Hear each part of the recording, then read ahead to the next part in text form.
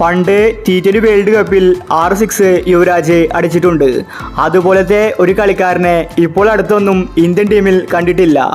എന്നാൽ ഇപ്പോൾ ഇന്നത്തെ രാജസ്ഥാൻ ലക്നൗ മാച്ച് കണ്ട് യുവരാജ് പോലും ഞെട്ടിയിരിക്കുകയാണ്. യുവരാജിൻ്റെ റെക്കോർഡ് തകർക്കാൻ പോകുന്നത് സഞ്ജു ആണെന്നാണ് അദ്ദേഹം പറയുന്നത്. ഇന്നത്തെ സഞ്ജുവിൻ്റെ ബാറ്റിംഗ് കണ്ട് യുവരാജ് പറഞ്ഞ കാര്യമാണ് നമ്മൾ ഈ ഒരു വീഡിയോയിൽ നോക്കുന്നത്.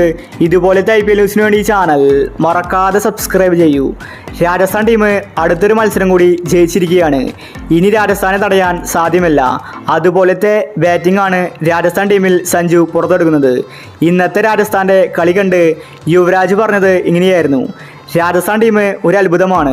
ഇപ്രാവശ്യം കപ്പ് നേടുന്നുണ്ടെങ്കിൽ അത് രാജസ്ഥാനായിരിക്കും. അതുപോലത്തെ കളിയാണ് അവർ പുറത്തെടുക്കുന്നത്.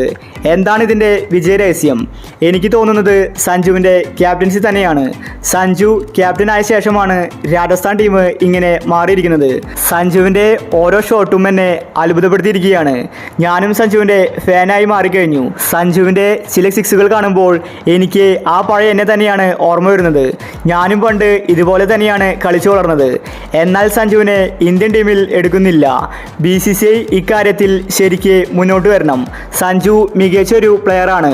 എന്തുകൊണ്ടാണ് സഞ്ജുവിനെ ടീമിലെടുക്കാത്തത്? ഇപ്രാവശ്യം ഉറപ്പായിട്ടും T20 വേൾഡ് കപ്പിൽ സഞ്ജു വേണം. ഇല്ലെങ്കിൽ അത് BCCIക്ക് വലിയ നഷ്ടമായിരിക്കും.